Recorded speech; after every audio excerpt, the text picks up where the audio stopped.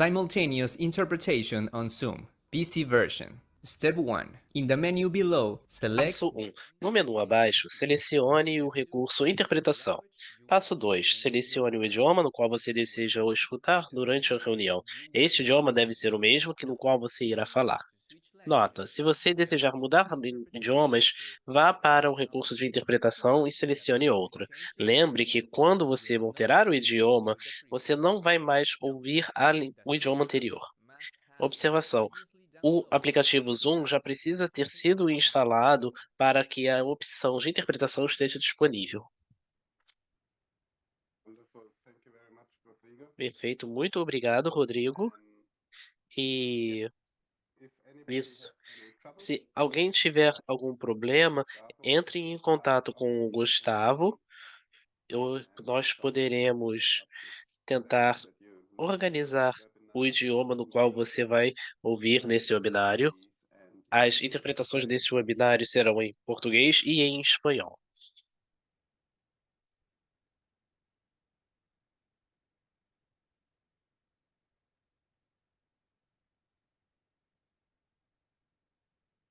we'll be E waiting a gente vai estar esperando a minute or so. talvez um minutinho a mais.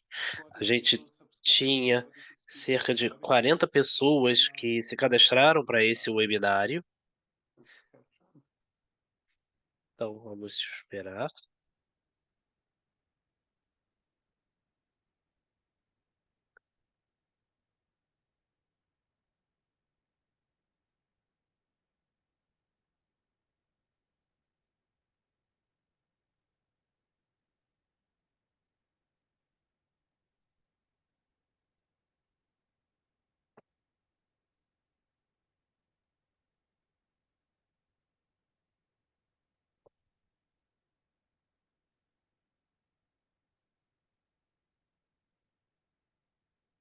Hey, Frank.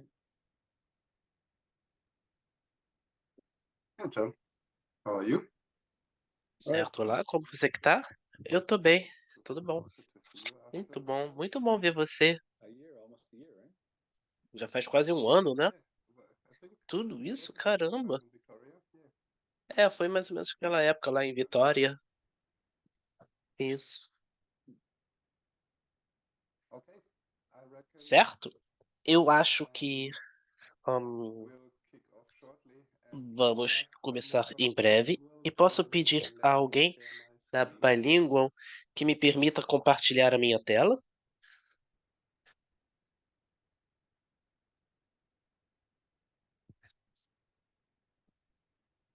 Wonderful. Thank you very much. Excelente, muito obrigado.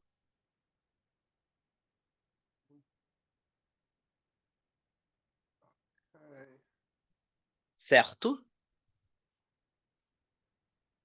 So I do hope Então, eu everyone espero que todos can see the screen. estejam conseguindo ver a tela. Terrific. So Perfeito. welcome everyone to Então, our bem-vindos, first todos webinar vocês, in para o nosso primeiro webinário a sobre we've been undertaking o projeto nearly 18 months que já tem levado quase successfully 8 meses, supported by the Gordon and Betty Moore Foundation com and the sucesso, que Economic tem o Foundation. apoio da Project is called Foundation. Scaling Indigenous-led Esse Conservation, projeto se chama Escalonando a part of the Conservação, broader learning network padrão of de the Foundation. conservação, e é parte do aprendizado da And nossa fundação. I'll try E to very briefly introduce eu our rapidamente gostaria de apresentar nossos palestrantes de hoje. speakers of today and giving a project Como introduction. Marina nós temos from Parks Marina, Canada, who is part of our da project team. Parks Canada, que é parte da equipe do nosso Been a projeto, committee member e ela for the last é a 8 years and nossa going forward. coordenadora dos últimos 8 We meses have e continuará sendo adiante. Gustavo, Também temos o who is Gustavo, leading our que está technical fazendo troubleshooting. If you have a any nossa problems with solução de problemas técnicos. Se vocês translation tiverem algum or anything, problema em then acessar feel free a to talk to tradução ou Gustavo. qualquer outra coisa, entre em contato com o Gustavo e ele vai Last but not least, tentar Varsha resolver. E from por último, mas não menos importante, temos Varsha, a little bit of da help in Foundation of in Success, keeping us tem on track, feito um trabalho talking para about manter a the gente no rumo, challenge that they developed. com esse trabalho de escalonamento, o desafio do escalonamento que eles desenvolveram. E For those of you who weren't então, during aqueles de the beginning, vocês que we have não estavam aqui no início, a gente tem um serviço de tradução em português e em espanhol. in order to access those translations, Para you need acessar to esse serviço, click the vocês little precisam interpreter apertar button o at the lower botão de right list in the interpretação, Zoom que é toolbar, um globo into lá na barra de ferramentas do Zoom, e aí podem selecionar o seu idioma. without that. If E, you have any e issues, please é reach isso. out Se to vocês tiverem algum problema, entre em contato com o Gustavo at Bilingual who are e, supporting us. ou alguma das excelentes pessoas na equipe da Bilingual que está nos dando suporte. What we have planned for E you, o nosso plano hoje after this é, introduction and housekeeping, depois dessa introdução, we want to give you a apresentação, brief a overview gente of quer dar uma our pequena projects visão geral dos nossos what this projetos, acronym SILK do stands for, desses Seminar acronima, Catalog essa of sigla aqui, Projects. SILC, And falar then muito a we're respeito. gonna give you guys a E brief aí nós introduction vamos ter into uma what rápida Scalum apresentação is, sobre o que é o desafio de and we'll escalonamento, introduce uma it to you. ferramenta bem And then it's interessante que gonna vamos be apresentar para a vocês big hoje. challenge for our E aí projects where vamos we build our passar pelo business up, desafio do escalonamento por giving todos os nossos projetos. insights Com on esse what webinário, vamos resources dar we have alguns generated insights and sobre how to recursos get que started, geramos e and como how vocês you podem manter o can contato com a start gente, getting nos started with the contatar foundation of e success. ter acesso ao desafio do escalonamento que a And Foundations of Success I would now desenvolveu. hand over to Marie Com isso dito, vou to passar a palavra present para a Marina this project. para apresentar este projeto. Thanks, Frank. Hi, everyone. I hope you're Muito having a obrigada, good Frank. good morning, Olá a todos. afternoon, or wherever you Bom might be dia, listening boa to this. I tarde, hope seja lá onde you're vocês doing estiverem, across the porque eu globe. sei que temos So just pessoas as participando de várias partes do Frank globo. mentioned, my name is Marina Então, Best. como I'm ele the mencionou, meu Communications nome é Marina Manager Pest, here on Vancouver eu Island in trabalho Canada. na ilha de I'll be Vancouver, no skipping through the Canadá, next couple e of eu vou slides. passar So, aqui as os many of próximos you know, slides. there's been a Como vários de growing vocês já interest in sabem, tem conservation um programs for crescente climate change interesse and em other programas de climate related conservação para problems abordar at a problemas big de scale. And we're meio living through ambiente, realities this world e eles faces precisam de from escala. things like climate A change, realidade que estamos enfrentando por deforestation, mudanças shifting climáticas, wildfires, dense deflorestamento, wildfires, mudanças de padrões climáticos, so due to this incêndios. interest and Então, those por causa desse relationships, crescente the world interesse e has dessas passed realidades que a very gente tem by enfrentado, the isso ratification tem of the se Global Compact, amplificado which muito marked a mais number of pela months of estrutura de action to diversidade decarb mundial which e seus became key detalhes que eu vou events. mencionar aqui nos próximos So, slides. given some names and faces that I'm Então, seeing on vamos screen dar here, aqui I'm alguns curious what nomes role aos. Indigenous peoples and Eu local sei que communities play todos in sabem helping to uphold os and conserve papéis fundamentais que biodiversity. IPLCs têm Indigenous peoples na and local conservação communities de stand for the biodiversidade. rights of at least A 37.9 million square Essas kilometers áreas of land têm globally, direitos de representing propriedade ou administram 63% quase of total forest 37,9 areas. milhões de quilômetros So, they're quadrados de áreas foundational conservadas, que leadership representam and support 40% das áreas for protegidas em todo indigenous o mundo. or Então, com o communities success. suporte dessas So as mentioned comunidades earlier, e there povos are indígenas, isso é countries, efetivamente global and muito national crítico para o initiatives nosso sucesso. working to Existem mitigate iniciativas globais e threats to the nacionais planet, para and one of them mitigar as is the ameaças para o nosso funding planeta. Uma Montreal delas é Biodiversity Framework, or a MBF. o And they Montreal state that by Framework, é 2030, o at least Tratado de 50% of Montreal, terrestrial and inland onde water que areas fala que and pelo menos até 90% of sea 2030, areas pelo will menos be human 30% das habitated áreas biodiversity terrestres ecosystem e functions and de águas services are frescas effectively e conserved and managed. marinhas And vão they ser point to specific conservadas e areas for the gerenciadas. importance of E indigenous a peoples and meta local destaca, communities, em and especial, o there's a trabalho dos rights povos based indígenas e approach comunidades to locais, managing indigenous reconhecendo or seus traditional direitos, territories and inclusive societies sobre os seus territórios as tradicionais, management com governança agencies or management equidânime. agencies, as we E é por isso que sometimes temos essa refer to them sigla, as you can see. IPLC. So Vocês vão I ver povos indígenas e think comunidades there's a lot of locais. overlap in these two Acho que tem organizations, muito aqui se and they're sobrepõe nessas moving in iniciativas, concert. agora So passando if para the o world que é wants to reach the preciso. ambitious Se o 30% mundo deseja goals set alcançar by essa meta 2030, ambiciosa de 30 it em needs to 30, provide relevant tools ele to precisa nonprofit fornecer and as local ferramentas communities relevantes to para champion IPLCs para fazer o conservation efforts engajamento on their e territories. liderarem iniciativas de So conservação many em of you seus might be familiar territórios.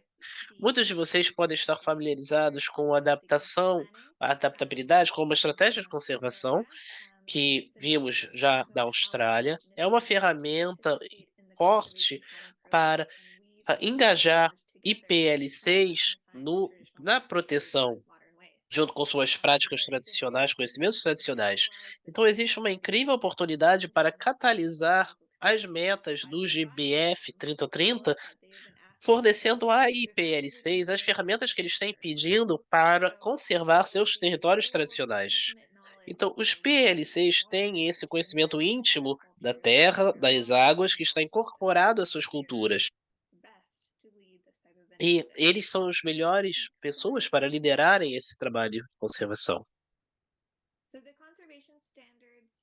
Então, o padrão de conservação são os padrões adotados e reúnem abordagens, terminologias para a gestão, monitoramento de conservação, são desenvolvidos pelo Conservation Management Partnership em colaboração com comunidades. Então, esse processo estratégico ajuda a controlar, monitorar esse trabalho de impacto. Aqui tentando acessar na tela, deixa eu ver. Acho que então, passando para o próximo slide. O aumento da acessibilidade para IPL6 para adaptações e padrões de conservação ajuda a alcançar os objetivos do GPF. Como isso é uma ferramenta de planejamento que é adaptável para as realidades locais, é muito fácil escaloná-la de modo a trazer a sua liderança de IPL6 nesse trabalho. Existem motivos específicos, como vocês podem ver, a acessibilidade, ou seja, linguagem que seja clara e tenha relevância local, reduzindo a barreiras à participação e que torna simples e fácil compreender enquanto se exploram temas complexos. Então, é essa conexão entre o que as IPLCs querem alcançar e quais são as ações em campo, ou seja, traduzir tudo isso em trabalho e monitoramento. Então, são ferramentas para cada parte do processo de maneira acessível que vão fazer com que as coisas funcionem em comunidades. O próximo é inclusivo e equitativo. Então, o processo pode ser ajustado para se adaptar à governança local, seus arranjos e processos de tomada de decisão. Eu sei que cada comunidade indígena, cada comunidade local é muito diferente, são muito diferentes entre si. Então essa inclusão, ela tem a gente tem a flexibilidade no processo de modo que permita haver uma presença significativa lá. E o terceiro é a capacitação. Então, IPL6 são cruciais para tudo isso. Esse planejamento traz a estrutura para que IPL6 aliem os seus conhecimentos tradicionais com a ciência ocidental. Isso, com as agências de financiamento, podem fortalecer a liderança dos projetos e de IPLC. E por último, é a liderança indígena nos processos. Inúmeras evidências confirmam que a conservação liderada por IPL6 tem resultados mais eficientes no longo prazo, tanto em termos de biodiversidade e social. De volta. Muito obrigado, Marina. E com isso, eu gostaria de passar a palavra para Varsha.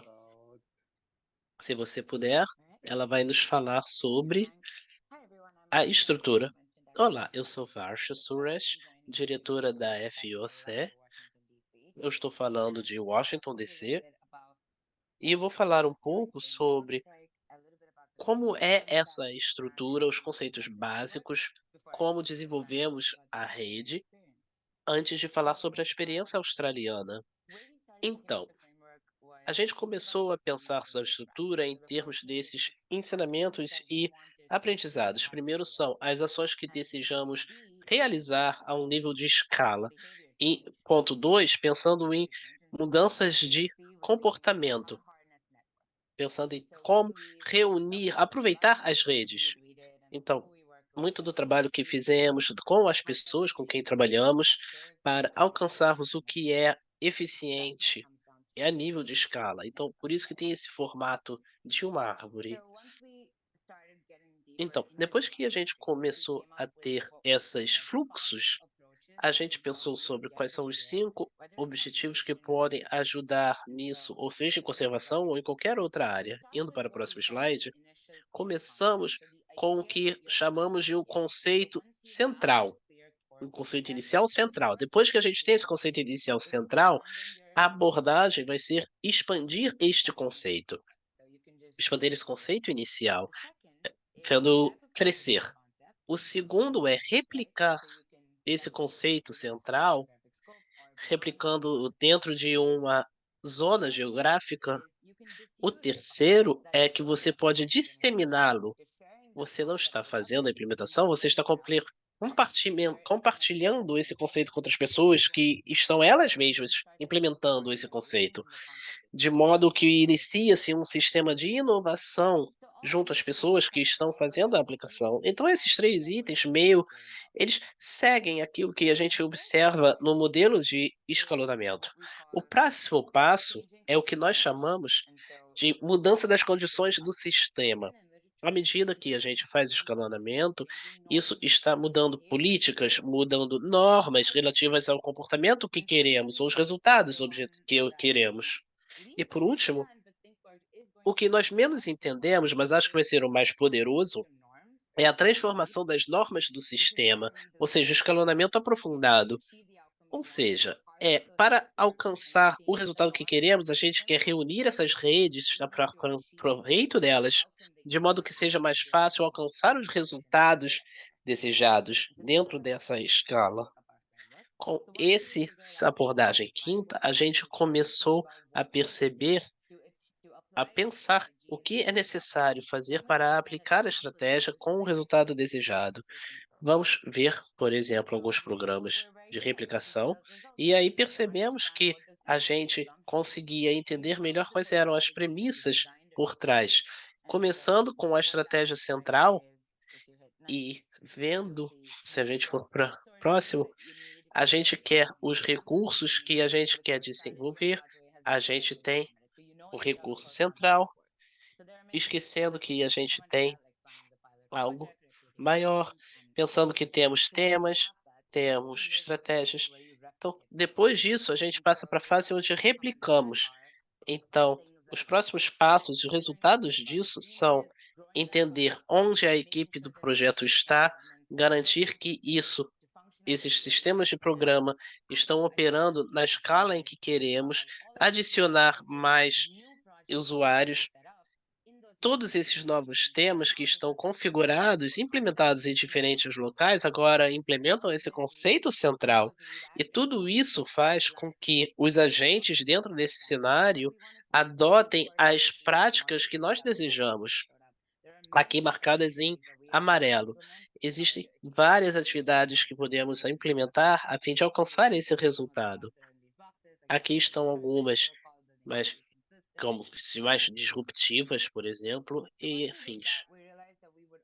Depois disso, a gente percebeu que também gostaria de checar as premissas subjacentes a essa mudança. Então, nós mapeamos elas por número. Eu vou mostrar alguns rápidos exemplos. Olhando para o número 4, é onde que quanto mais recursos, mais fácil o escalonamento. Ou no 5, a gente pode perceber onde estão as deficiências e ineficiências. Então, podemos perceber que o programa em si, a sua capacidade em termos do escalonamento, ele tem a eficiência. E em si, você pode fazer isso sozinho ou você, indo à frente, você pode pensar sobre outras abordagens. Isso é parte desse desafio do escalonamento. Próximo slide. Então a gente começou a pensar sobre mudança de comportamentos. Então o que a gente fez é parecido com essas abordagens, essas análises sobre como que os diferentes atores falam sobre as diferentes questões, mindspace e organizações. Então a gente pode ver como que é esse trabalho de mudança de comportamento. Ou seja, a gente começou a perceber o que há uma língua comum para essas questões, e então nós criamos estes diferentes grupos para falar onde estão essas mudanças que queremos.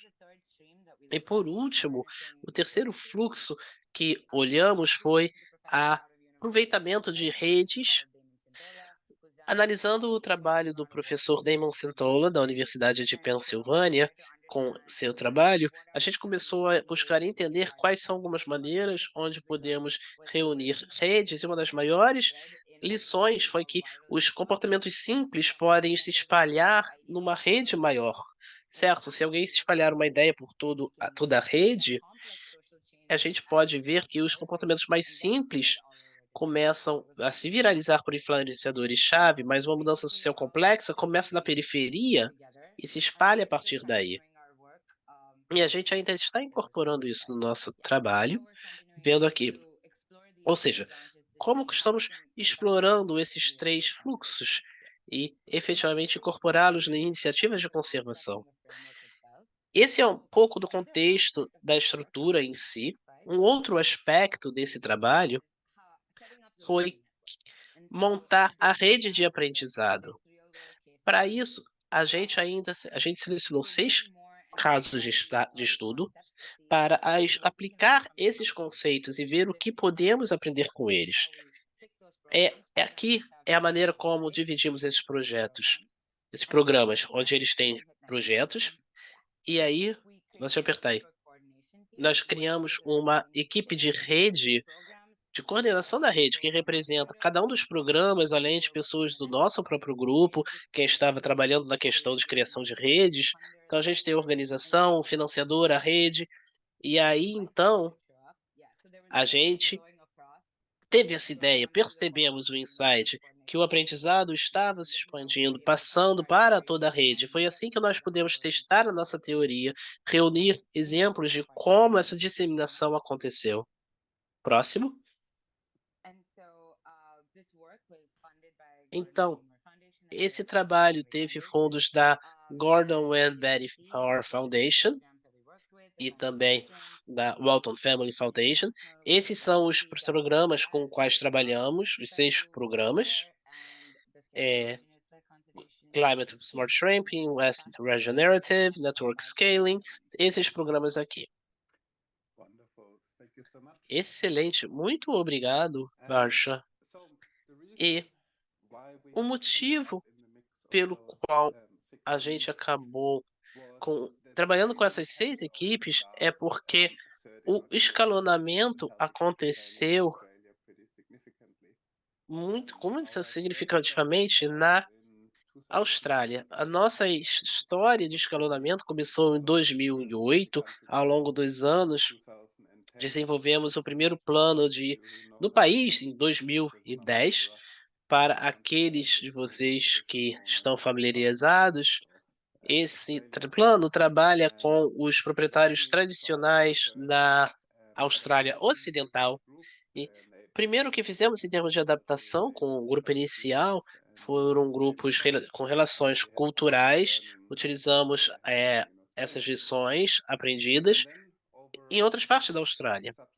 E aí, nos anos seguintes, graças a programas de financiamento e compartilhamento dos nossos aprendizados e treinamento e capacitação, cada vez mais grupos da Austrália decidiram utilizar esse planejamento.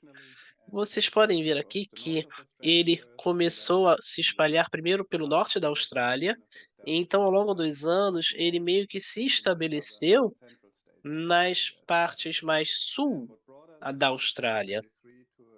Em 2023, chegamos a uma situação em que mais de 22% do sistema de recursos naturais, a abreviatura NRS, ele está coberto por planos de cobertura doméstica. Então, a maior parte, então você tem toda essa porção que usa os HCPs na Austrália, com uma contribuição de quase 360 mil quilômetros quadrados. Os maiores polígonos aqui no mapa, não vamos esquecer que muitas dessas áreas são regiões pequenas e que são os pequenos territórios muito mais fragmentados, que têm apenas alguns hectares, mas como um todo, a evolução nos trouxe a 23% do NRS, o Sistema de Recursos Naturais.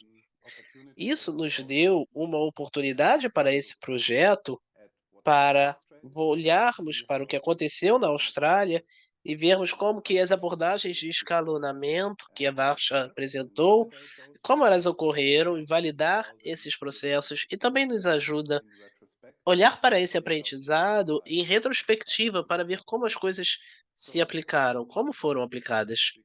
Então vamos ver como que isso foi, como aconteceu, esse resultado de 23% na Austrália. Primeiro de tudo, começou com a disseminação desse modelo de escalonamento que acabamos de falar.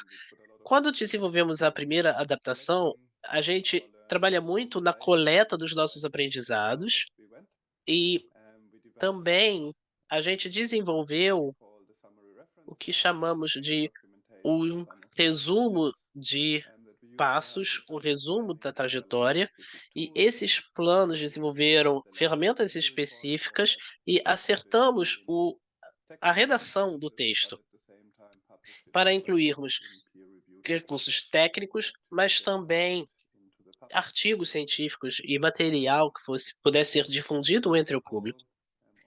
Talvez vocês lembrem no slide sobre mapas que havia outros grupos utilizando a mesma abordagem, basicamente simultaneamente, enquanto estava acontecendo a adaptação. Isso se deve ao fato de como é a organização dos grupos indígenas na Austrália. Nós temos conselhos aborígenes, esse é o nome, em uma região geográfica tem-se múltiplos grupos que vamos dizer, são quase como semi-governos. Mas o primeiro grupo, o primeiro projeto, quando aconteceu, esse conselho territorial utilizou os conceitos para outros grupos na região, utilizando conceitos e estratégias por diversos grupos. E então ocorreu a replicação, a reprodução. Nos primeiros 3 anos, a Nature Conservancy conseguiu fundos para treinar pessoas, capacitar pessoas para uma ação no país que levaram a mensagem de volta para as comunidades. Então, ter esses 3 anos iniciais de financiamento nos permitiu realizar esse curso 3 anos, o que gerou muita disseminação entre comunidades e lições aprendidas. E a gente começou a trabalhar na elaboração dos seus próprios planos para melhorar a ferramenta e abordagens. E por fim, como a faixa também mencionou, nós conseguimos transformar normas na Austrália. O motivo pelo planejamento de saúde do país se tornou tão popular foi por causa de um plano, um projeto de financiamento da Austrália, do governo australiano, chamado Protected Areas, Indigenous Protected Areas. Canadá tem algo semelhante e é meio parecido com as áreas, com as ICAs, que são usadas em todo o mundo, a previsão ICAs, para declarar uma área de proteção indígena, é preciso haver configurações sobre como será a gestão e o cuidado dessa área. E como esse programa teve muito sucesso na Austrália, houve muitas reuniões com tribos que declararam áreas como de proteção indígena e com quem podemos compartilhar ideias, trocamos ideias. E como foi um programa com muito sucesso, o governo federal resolveu criar algumas diretrizes para isso e para a gestão, planos de gestão. E uma organização científica fez um trabalho junto com o governo federal da Austrália e nessa colaboração que nos envolveu, conseguimos elaborar esse desenvolvimento. Depois da publicação das diretrizes, houve mais apoio político, mas também agências associadas, agências governamentais e agências associadas nos convidaram para trabalhar com departamentos governamentais e realizar essa transformação de normas. Isso nos traz a estrutura do projeto. Eu já falei sobre o que aconteceu na Austrália e no canto direito, na parte de baixo, em vermelho. E para este projeto em particular, utilizamos os aprendizados que tivemos na Austrália e pensamos como aplicá-los à América do Norte e à América Latina. A gente não quer esquecer os nossos colegas na África e na Ásia, que eu chamaria de uma caixa controle para validar se as lições aprendidas nas Américas também se aplicam às suas regiões geográficas. Para realizar esse projeto, tivemos uma excelente equipe de representantes de todo o mundo. Temos a Marina e a Melanie, o Leon, que vão nos liderar na América do Norte para ter algumas das conversas mais aprofundadas. Eles chamaram Amanda Chile para fazer essa conversa e entrevistas na América do Norte. Na América Latina, nós temos nossos colegas Valentina, na Colômbia, e Gustavo, que é do Brasil. Nossa colega Anne, que está nos Camarões, trabalhando com a WFF lá. E aí o Natalino, com a sua iniciativa no Timor-Leste, e o Marco, que está na Indonésia. Por último, temos na Austrália nosso comitê diretor, com o gerente para o conselho, e que começamos esse projeto originalmente com o Sam, que infelizmente precisou realizar outros projetos, outros trabalhos depois desse projeto, saindo da nossa equipe, e o Gustavo participou então. Então, isso é para mostrar que foi muito importante para nós termos uma representatividade apropriada e garantir que a liderança seria realizada por quem estava efetivamente em campo, com conhecimento. Eu tenho trabalhando também aqui a partir da Austrália. E a maneira que fizemos essa abordagem consiste de ter várias pessoas em cada região e, infelizmente, na África, nós conseguimos recrutar pessoas de maneira não muito consistente, porque a nossa abordagem para garantir que a representatividade se garantida, havia o Sam e eu também, que estamos buscando trabalho junto com o Gustavo na parte administrativa, fazendo esses trabalhos. E nós engajamos o trabalho de facilitadores, como eu mencionei, a Amanda na América do Norte, a Valentina na América Latina, eu e o Sam compartilhamos esse papel para a Austrália, e nós fizemos pesquisas, questionários online, o mínimo possível, mas assim, para tentarmos obter informações quantitativas sobre como ocorreu o processo na Austrália ou como ocorreria na América Latina e América do Norte. Nossos facilitadores regionais fizeram entrevistas com especialistas que estão utilizando os padrões com povos indígenas em diferentes regiões. A gente também realizou workshops regionais com todos para fazer brainstorming de ideias, e desenvolvemos casos de estudo regionais. Isso reuniu todos nosso aprendizado. Então, conhecimento veio de entrevistas, pesquisas e, claro, da nossa própria pesquisa. Como eu mencionei mais cedo, nós utilizamos a África e a Ásia como grupos controle, então tudo que desenvolvemos nas outras 3 regiões, nesses workshops, acabamos trazendo e testando com pessoas de diferentes regiões para ver se as nossas ideias se alinhavam ou se perdemos algo, deixamos algo passar e precisávamos fazer ajustes. Então, realizamos, por último, um workshop de síntese global, onde tentamos reunir todo mundo.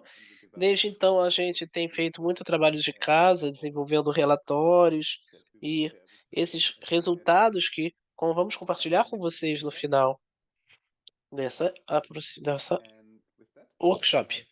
E com isso, eu passo a palavra de volta para você, Varsha. Sim, obrigado, Frank. Então, já que a gente tem teve a oportunidade de testar nossa estrutura, nossas abordagens, como o Frank disse, dentro desses 500 programas, a gente conseguiu ter uma série de aprendizagens. Se pudermos ir para o próximo slide. O primeiro é que a gente pôde validar, em geral, as abordagens que eu vou repassar aqui. A gente também percebeu que essas mudanças dentro da nossa estrutura são importantes. Outro grande aprendizado é que o sistema é necessário um sistema para se perceber o que como fazer a combinação dessas abordagens de escalonamento.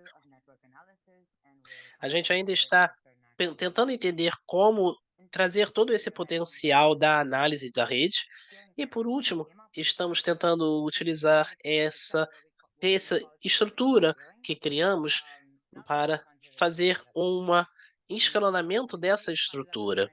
Então, com esses aprendizados de alto nível, a gente conseguiu reunir o próximo slide, o montar esse FOS, Desafio de Escalonamento da FOS, que é um processo de passo a passo para como podemos ir do conceito inicial, vendo qual é a estratégia inicial, qual a mudança que desejamos fazer, mapear como chegar até lá e pensar como vamos aumentá-la. Então, uma questão de horas é possível criar um roteiro para se fazer uma decisão sobre se esse escalonamento é algo a se fazer ou não. Isso funciona com projetos, com gestores de projeto, financiadores. Então, assim, você tem uma deck de slides que dão instruções sobre o que fazer, seguido por um slide que dá um exemplo, e aí tem o terceiro slide que dá as bases para se verificar, se validar o processo. Você tem aqui ação, resultado em cada um em 2 colunas diferentes.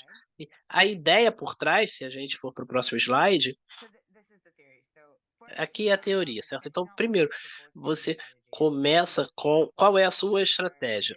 E alguns outros pontos estão descrevendo qual é o seu conceito inicial, o que você está pensando, quais são os seus atores primários, seus comportamentos desejados, e aí o escopo da sua ambição de escalonamento, e aí pensar como que é esse sistema no qual você quer trabalhar, quais são as barreiras que você está enfrentando. Tem coisas sobre que podem ser mudadas, são fáceis de se mudar. Passando então por uma árvore de decisão, podemos considerar qual é a melhor abordagem. Na sequência, podemos ver a visibilidade da abordagem sendo usada e começamos fazendo isso junto a nossos atores primários. E aí a gente repete esse processo à medida que pensamos em novos atores, atores secundários, terciários, repassamos esse processo novamente. Então, depois que a gente completa esse processo, a gente já está pronto para fazer uma decisão formal sobre avançar ou não. E se você decisar avançar, você pode completar a sua estratégia completa de escalonamento, mas em cada um desses pontos é possível dar um exemplo em que você pode repassar o cenário. Podemos assim, vou fazer esse exercício para repassar como é esse projeto dentro desse escalonamento. Excelente. Muito obrigado, Varsha.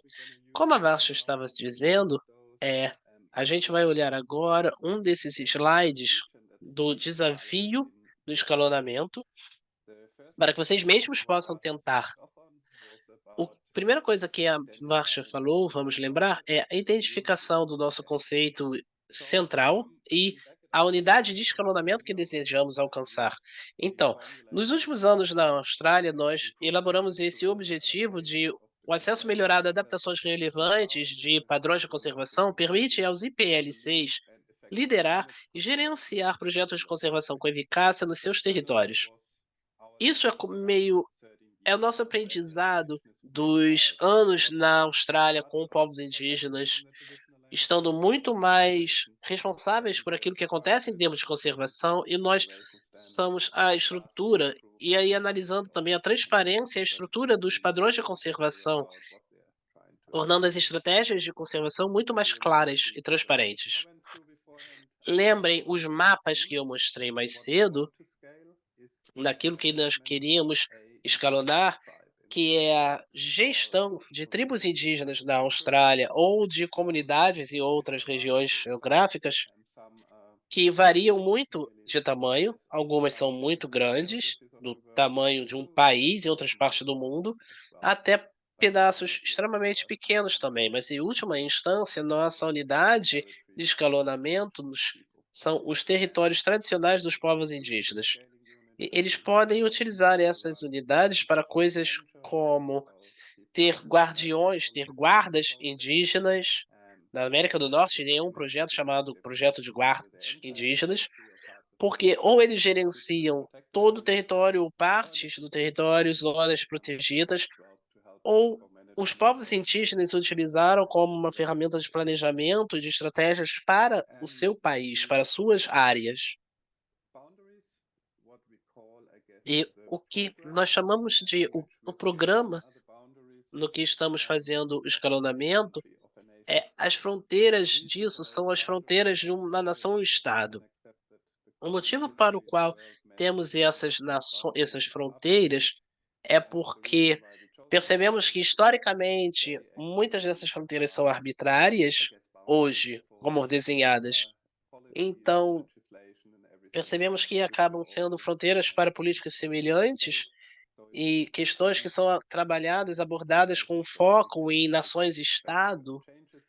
Então, com isso, nós podemos considerar algumas mudanças em políticas nacionais, na forma como IPLCs são tratados e recebem apoio. Depois desse nosso escalonamento inicial nessa estratégia, a gente desenvolveu e identificou os nossos atores primários e o comportamento desejado. Pensando nos padrões de conservação, a gente adora a nossa teoria de mudança e tudo isso. O que foi utilizado aqui nesse desafio do escalonamento, do lado direito você vê o nosso objetivo que a gente desejava, que é construir um pequeno diagrama que mostra as relações ao longo das frases. Então, na primeira parte de atores primários são IPLCs. E o que a gente queria a mudança de comportamento é que nós iríamos usar adaptações com relevância local para planejar e fazer engajamento com iniciativas externas de planejamento. E para alcançar essas mudanças de comportamento, existem 2 outros resultados necessários. O primeiro é a adaptação que seja relevante e também o fato das pessoas terem acesso a essa adaptação. Depois que a gente fez isso, ao longo das nossas entrevistas, percebemos que não havia muitos atores influentes para nós na Austrália.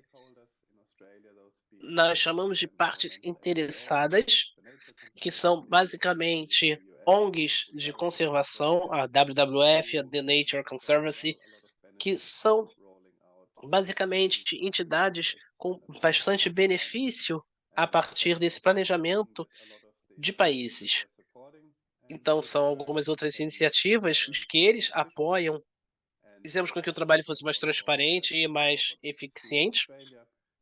E o que percebemos na Austrália, quanto mais isso foi implementado, mais as pessoas perceberam o poder dessas ações e mais suas organizações foram beneficiadas, aumentando esse trabalho num círculo virtuoso.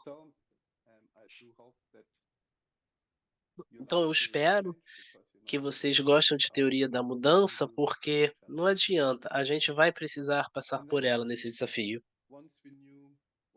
Então, quando a gente sabia o que a gente queria ver nas pessoas, qual era a nossa ideia, a gente precisava desenvolver a nossa ambição de escalonamento. E é nesse ponto em que a parte científica fica mais viva, porque como a gente está aqui participando de fenômenos globais, fica muito mais difícil ser extremamente específico. Então, olhando para trás, a gente pode ver o que conseguimos ao longo dos anos na Austrália E aí a gente concebeu também objetivos, ambições de médio e longo prazo. Como a Marina citou mais cedo, elas são mais, na maior parte, estão relacionadas ao Global Biodiversity Framework, que foi concebido enquanto esse projeto estava sendo implementado, mas isso não tira valor do fato de que os povos indígenas precisam estar gerenciando seus territórios. Eles têm feito isso por milênios e têm toda a intenção de fazer isso ao longo dos anos. Nós precisamos colocar alguns cronogramas artificiais nesses termos para efeitos de planejamento e implementação. Então, assim que estruturamos nosso projeto, desde o início, a ideia era tentar alcançar nossos objetivos primeiro com um foco em duas regiões-chave. Desnecessário dizer que, atualmente, nem toda organização de recursos, mas práticas profissionais em trabalho, queremos desenvolver nossa capacidade para fazer com que comunidades também nas Américas do Norte e Latina tenham apoio, mas também na África e na Ásia. Esse foco atual nas Américas também tem a ver com outros padrões de adaptação e conservação que já aconteceram, como tem o planejamento de território que a Nature Conservancy tem efetuado com comunidades locais em bacias do Equador e na Colômbia, o trabalho excelente que está acontecendo no Havaí e o guia de ação comunitária que está sendo utilizado, a ferramenta que está sendo trabalhada com a adaptação dos padrões de conservação, chamado Planejando o Futuro, nos territórios do noroeste do Canadá. A gente torce para que a nossa esperança é que nessas ambições de médio prazo, ao longo dos próximos 5 anos, inspirem e se espalhem para a Ásia e a África. Os números que vocês veem aqui nessas ambições, 25 projetos na América do Norte, 25 na América Latina, tem em todo o mundo. Isso é impulsionado principalmente pelos números na Austrália que alcançamos e onde vimos projetos crescendo com os fundos corretos, programas de financiamento corretos e atuação das pessoas.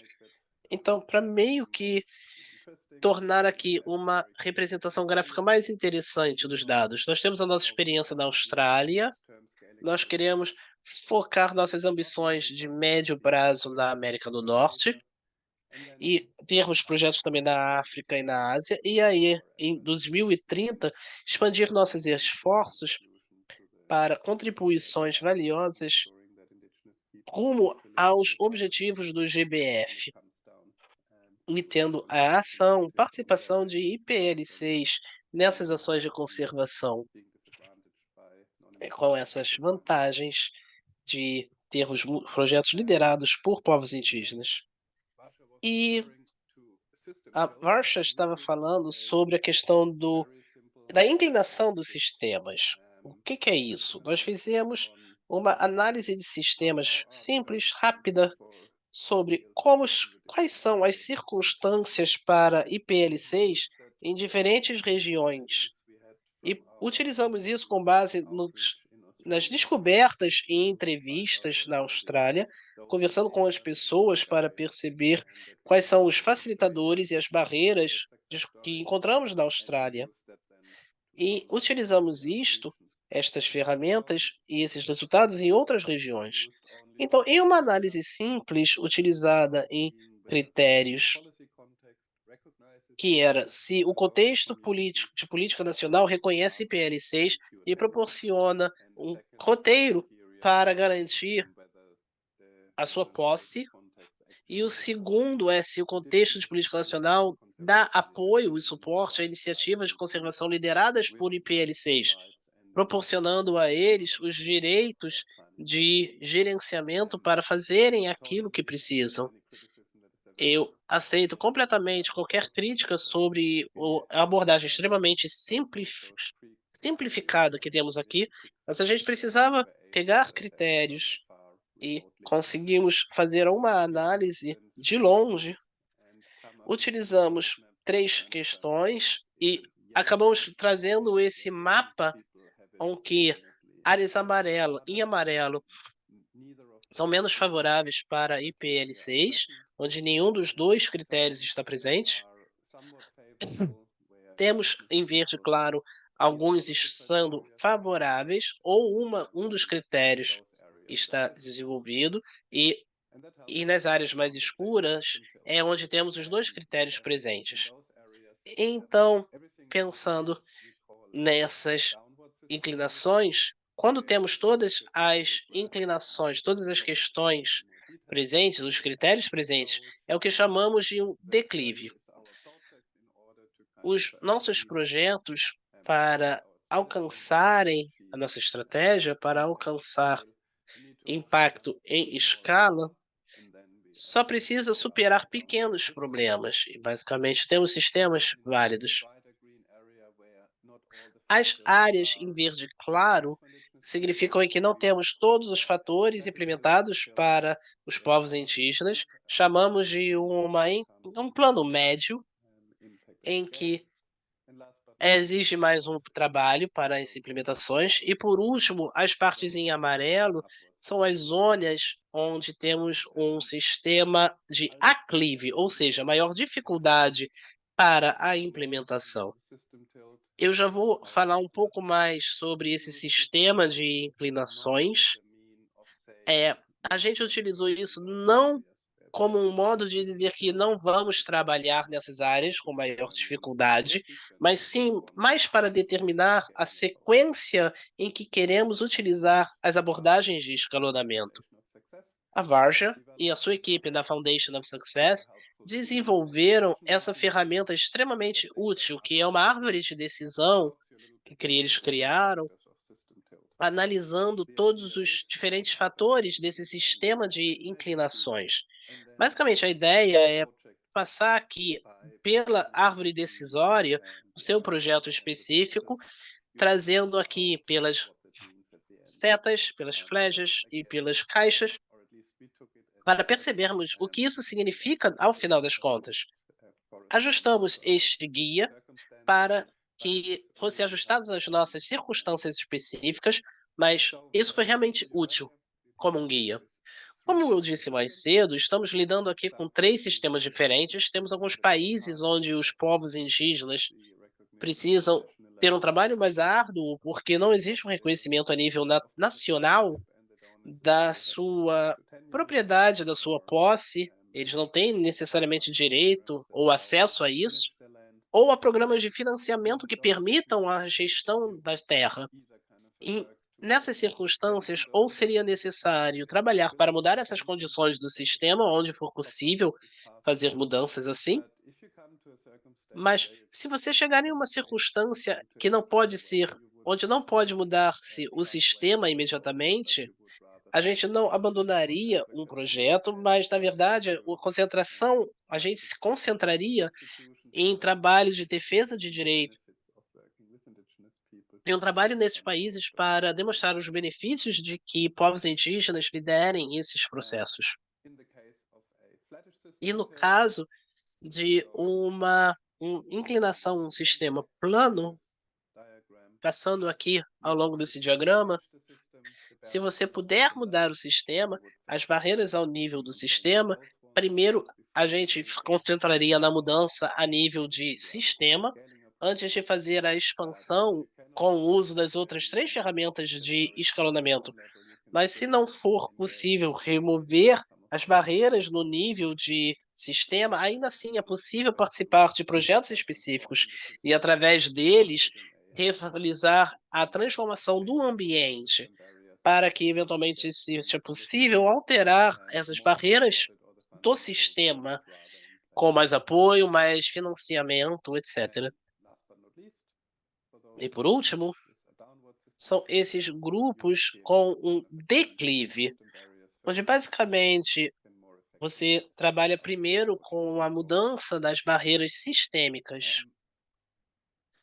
E Como eu disse, a gente não utilizou essa ferramenta para pensar se continuávamos ou não com a nossa decisão para apoiar povos indígenas. Não era, era mais uma determinação da sequência das abordagens. Então, nesses declives, a gente tem todos os contextos implementados, é onde a adaptação, a facilitação de coordenação, a disseminação, onde é possível criar mais desses caminhos globais para a gestão. Mas depois que se superam esses primeiros obstáculos, podemos passar para a reprodução, replicabilidade e a expansão. Já em um sistema plano, onde há algumas das condições, os direitos IPLC são reconhecidos, mas não têm recursos ou financiamentos, começaria-se por uma abordagem de facilitar a condução do sistema, transformação de normas, passando para, então, a disseminação e, por fim, reprodução e expansão. E a sequência desse passo a passo muda quando se olha para um sistema com aclive, onde é mais necessário transformar as normas do sistema no início, para então encontrar os parceiros, os aliados, para se trabalhar na facilitação das condições do sistema, e depois disso fazer-se o foco em disseminação e eventualmente reprodução e expansão, após criar esse ambiente favorável. Então, isso, de modo muito corrido, assim, esse foi o desafio do escalonamento. Se vocês lembrarem desde o início, a gente olhou para o primeiro lá, a gente repassou todos esses passos e à medida que passamos por eles, vocês fazem suas decisões, avançar ou não avançar, onde temos a abordagem com partes interessadas, que também passam por esse mesmo processo em outro momento. E depois que essas decisões, avançar ou não, são feitas, estamos numa posição para efetivamente colocarmos os esforços em prática para a implementação da completa do escalonamento.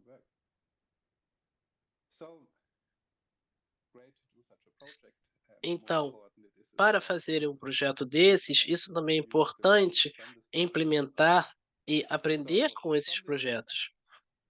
Então, a partir desses projetos, as lições foram a ter a distribuição, ter um apoio e adaptação do projeto. Isso foi muito fácil, assim, na Austrália, porque é uma experiência criada aqui, e o que nós percebemos é que o empoderamento e o senso de propriedade é um fator de sucesso extremo. Se vocês querem ver coisas parecidas acontecendo em outras áreas, é preciso recriar condições assim. Toda a adaptação, onde não é só o uso de uma abordagem de adaptação importada sem nenhuma relevância local, sem nenhuma customização. Também temos que ter a prática de comunicação e redes, a divulgação e redes, fazer networking, para que todos compartilhem aprendizados, os aspectos de aprendizagem. E também é uma maneira de se expandir e recrutar mais ajuda e mais suporte junto às comunidades. A gente está se concentrando na defesa de direitos e na conscientização, com apoio para esse trabalho, mas as partes interessadas apoiando o planejamento, liderado por IPLCs, elas também têm seus benefícios resultantes. E ao fim disso, nós temos o modelo da replicação, tentando proporcionar formação e apoio, oportunidades de treinamento e de suporte, recursos necessários para as equipes, como, por exemplo, apresentações de PowerPoint, ferramentas ou coisas afins. A ideia é, quando combinamos todos esses diferentes esforços, podemos ter um passo bem dado para adaptações junto aos padrões de conservação se expandindo em outras geografias. Nesse projeto surgiram vários livros, várias publicações que gostaríamos de compartilhar com vocês. A gente meio que criou brochuras, a partir dos propósitos dessas adaptações, dos padrões de comunidade e quais são as práticas comunitárias que a gente menciona o tempo todo. Todos esses documentos foram traduzidos para 4 outros idiomas, além de inglês, estão em francês, português, espanhol e bahasa, para tornar os documentos mais acessíveis a pessoas de diferentes regiões geográficas.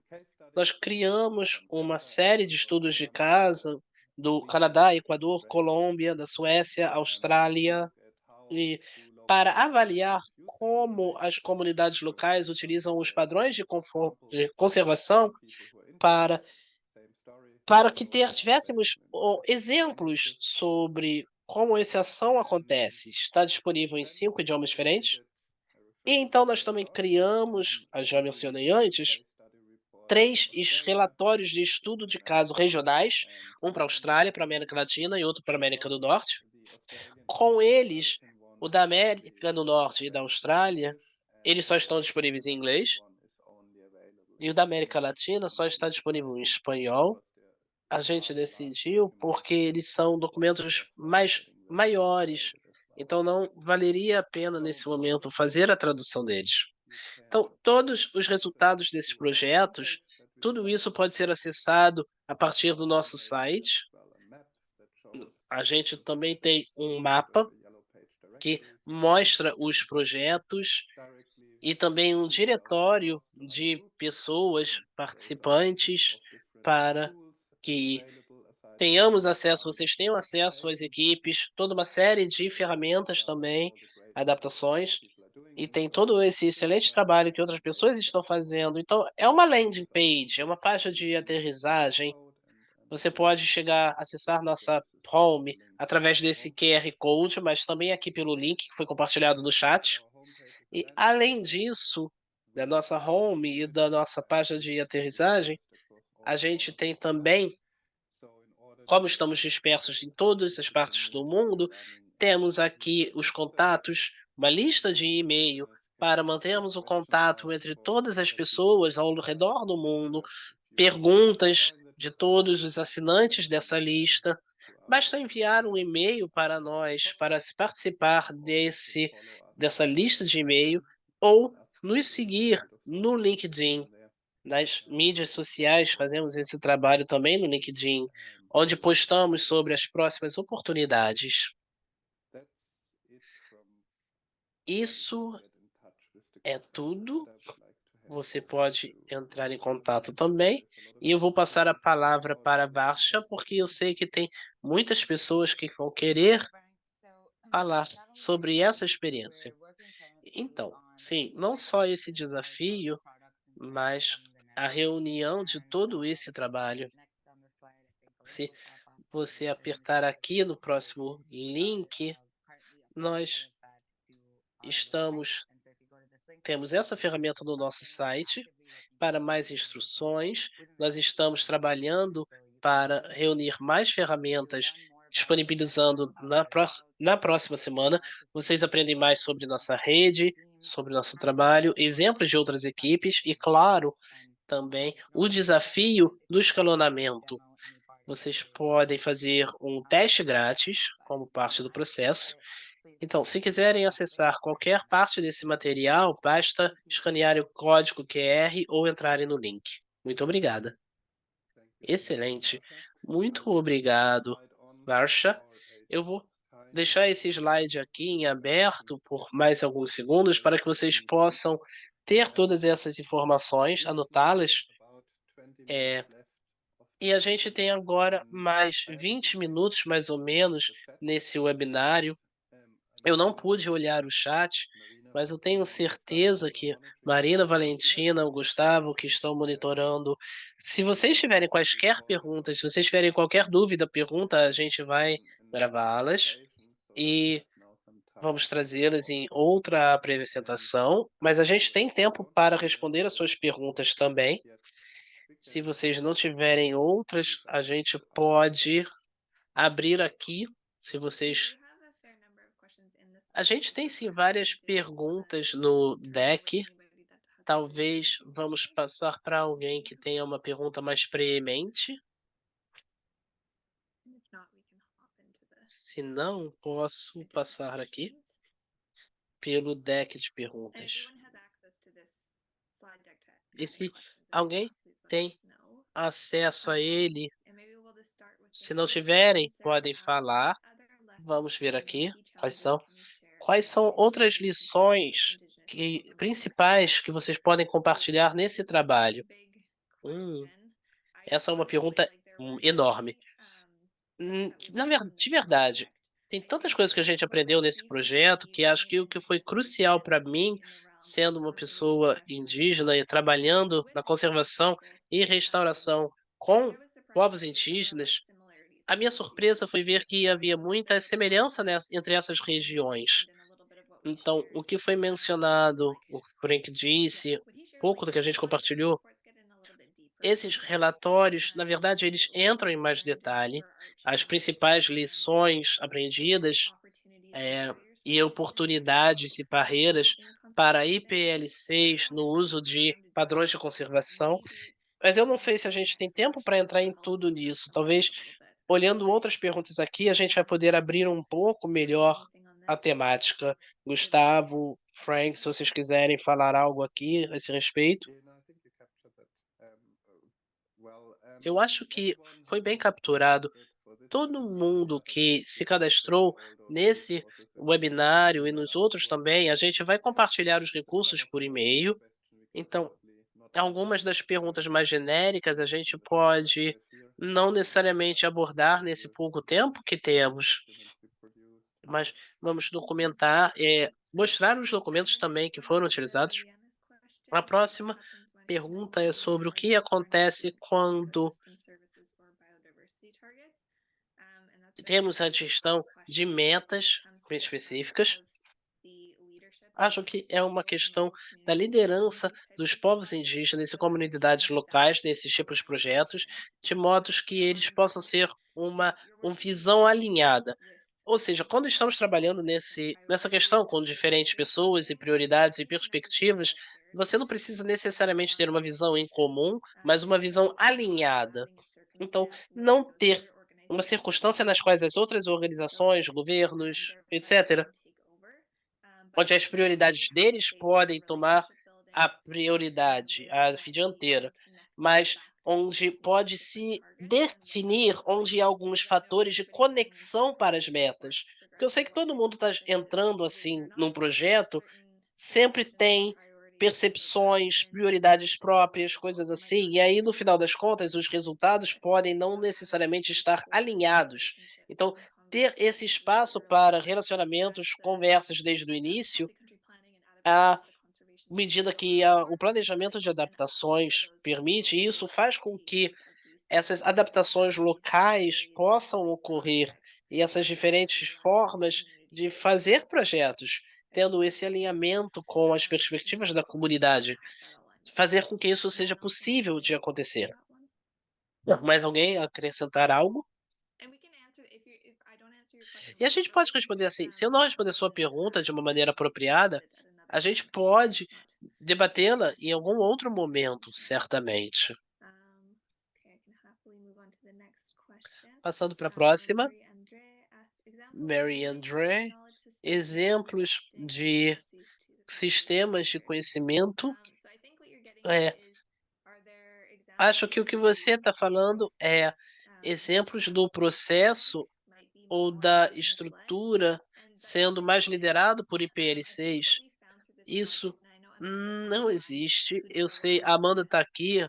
O que a gente percebeu nesse projeto, a Amanda fez muito trabalho especificamente para a América do Norte.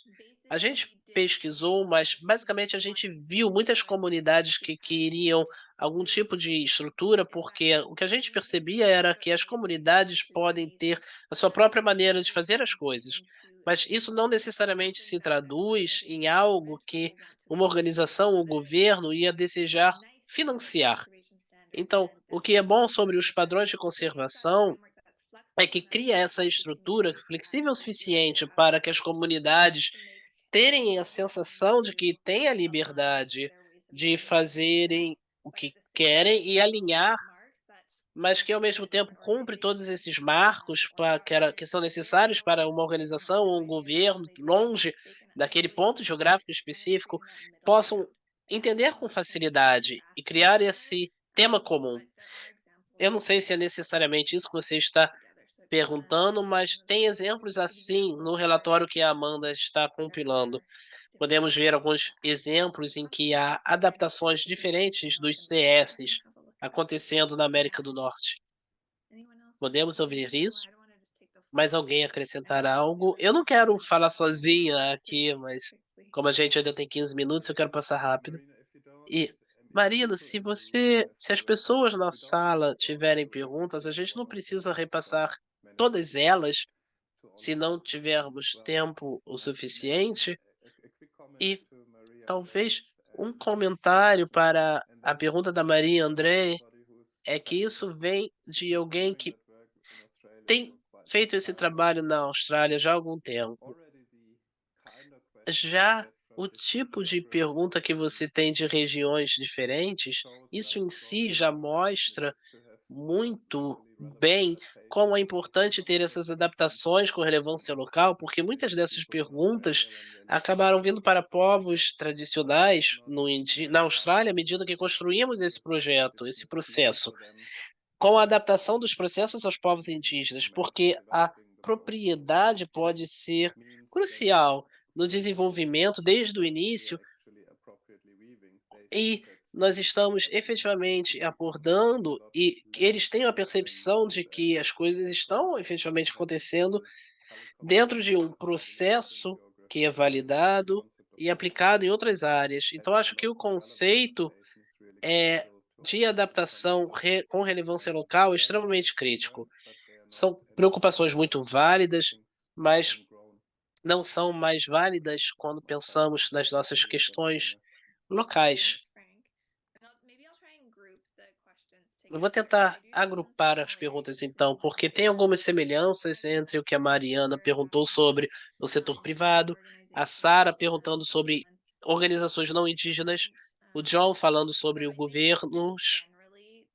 Então, em termos gerais, quando trabalhamos com os padrões de conservação e o planejamento a nível nacional, o que eu vi em muitas organizações, muitas pessoas aqui, eu vejo já estiveram conectadas comigo em algum momento. Eu estou vendo aqui Marshall, acho que Maria André, a gente também estava no treinamento de planejamento de país, mas eu percebi que ajuda essas organizações não terem medo da liderança indígena nesse aspecto. Eu sei que existem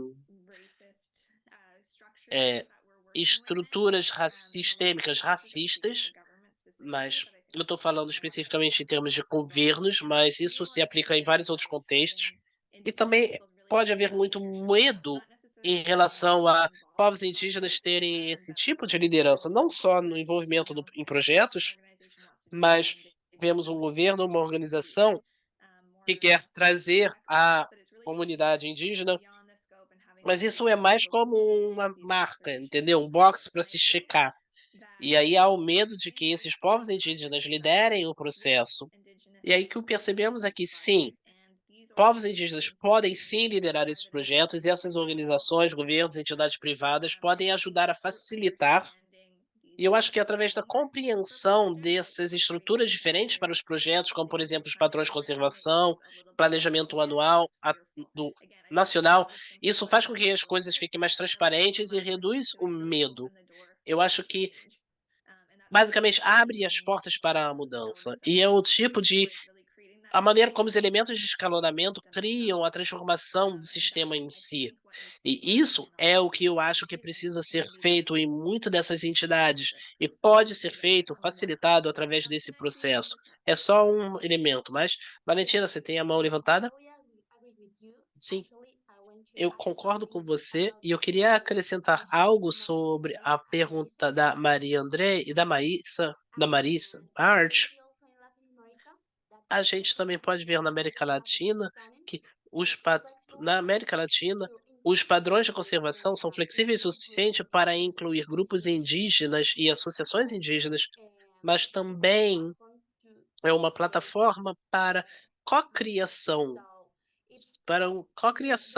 então criar juntos as ferramentas, as plataforma, a maneira como podemos nos acompanhar. No caso da Colômbia, na verdade, e também no Chile, hã, tem o propósito de ajudar uns aos outros, e dessa maneira podemos encorajá-los a participarem e nos outros esforços de conservação, porque estamos trabalhando juntos. Eles não estão de lado, nós estamos nos apoiando uns aos outros, e é uma conversa de mão dupla.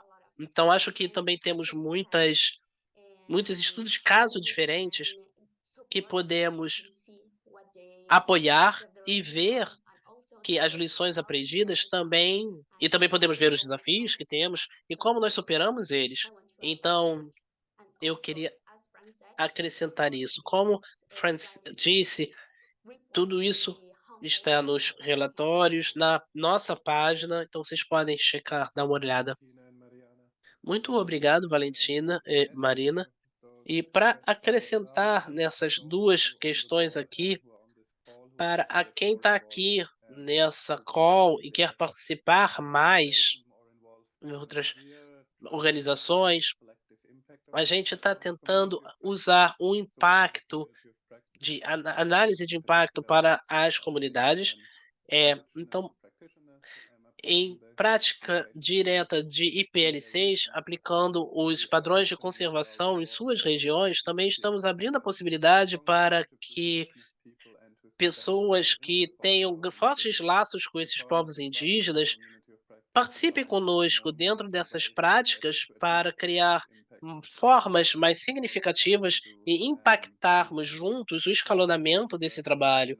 É o que estamos tentando fazer em termos de dar apoio a esse trabalho, mas também aumentar a proficiência desses aprendizados. Quanto mais gente aprendendo, mais gente tem benefício desses aprendizados e do que estamos montando. Obrigada, Frank. Só prestando atenção na hora, uma pergunta que eu acho que é importante a gente ver é a da Chan, do Chan, como comunicar e cumprir os princípios de CS em um construto de conhecimento não ocidental. É uma excelente pergunta, porque acho que isso já foi aplicado em várias partes, vários lugares. E na Austrália, a gente tem uma coisa muito linda, que é voice-overs e contação de histórias orais. É a maneira como se comunicam projetos, junto a pessoas, mas efetivamente é ir à terra, ter conversas com membros das comunidades. Essa é a maneira eficiente de fazer isso. A gente, no contexto da América do Norte, acho que a Amanda ainda está aqui, mas a Heather com certeza está. Existem alguns IPCLs, existem treinamentos de conservação para a construção dessa capacitação, essa qualificação como liaison, como laço para os IPL6, trazer informações para IPL6, ajudar na tradução desses quesitos para eles. Mas sim, pode ser feito através de contação de história, através de arte. Eu sei que na minha comunidade o que fizemos foi traduzir nossas intenções mais utilizando arte, trabalhos de arte, mas é efetivamente muito aberto e é o aspecto da adaptação local. E de novo, isso depende de ter alguém da comunidade que entenda os 2 mundos. Então acho que essa é a maior barreira. Acho que alguém fez uma pergunta relacionada à barreira, acho que foi a Christie. É, é. Então acho que é parte do desafio fazer com que esse treinamento chegue a pessoas. É. Só, Marina, também nesse ponto, acho que é muito importante realçar esse ponto em que organizações não indígenas, se você participa de qualquer projeto com comunidades locais, garantam que você tenha campeões locais e que esses campeões locais, também estruturas de governança estejam presentes ao nível regional para dialogar com organizações indígenas representando as funções ou que vocês sigam as formas tradicionais de engajamento com esses grupos, porque depois que você tiver isso e você tiver um campeão local, então a confiança na abordagem e no engajamento vai vir. E aí eu não acho que os princípios de gestão adaptativa não estão tão adaptados para construtos não ocidentais. Na minha percepção, é sempre tende a ser cientistas de nativos que têm mais problemas de entender esses pontos, porque a núcleo dos últimos 6.000 anos de gestão de terra é o tradicional. Então, acho que o importante nesse fazer é fazer o engajamento com nativos, ou seja, tendo campeões locais que entendam os 2 mundos nesse trabalho. Mais alguém tem uma pergunta? Porque acho que a gente falou sobre todas que estão aqui na caixa, mas talvez se alguém tiver alguma outra pergunta, vou abrir aqui para discussão. Se não,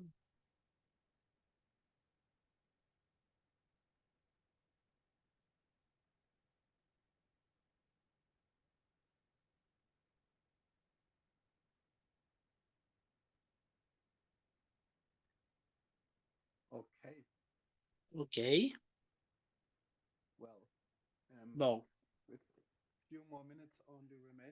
mais alguns minutos faltando e como nós não temos mais perguntas, eu gostaria então, antes de tudo, agradecer. Muito obrigado à equipe, muito obrigado Marina, Gustavo e Melanie por ajudar nesses últimos 8 meses e por dar o apoio a esse webinário. Muito obrigado a Varsha, que já teve que sair, e pelo sucesso com essa oportunidade.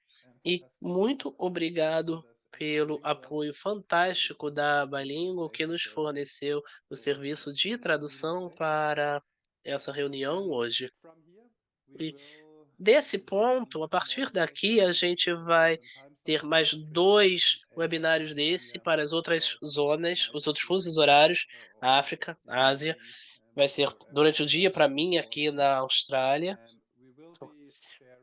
E nós vamos compartilhar essa gravação para o nosso canal do YouTube, para aqueles que não puderam participar, e vamos postar toda essa informação no nosso link lá no nosso site, para que vocês possam acessar. Então, com isso, eu gostaria de dizer muito obrigado a todos e juntem-se a nós, mandem e-mails, várias maneiras como vocês podem participar na nossa comunidade e esperamos ouvir vocês em breve. E continuem com esse excelente trabalho que vocês todos fazem. Muito obrigado. Obrigada. Tchau.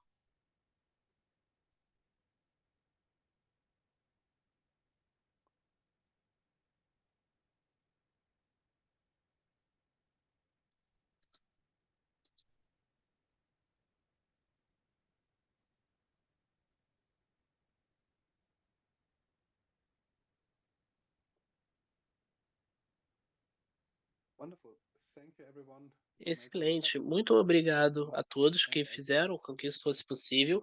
E para os nossos colegas da Bilingual, vamos ver todos vocês em algumas horas para nosso webinário para a África e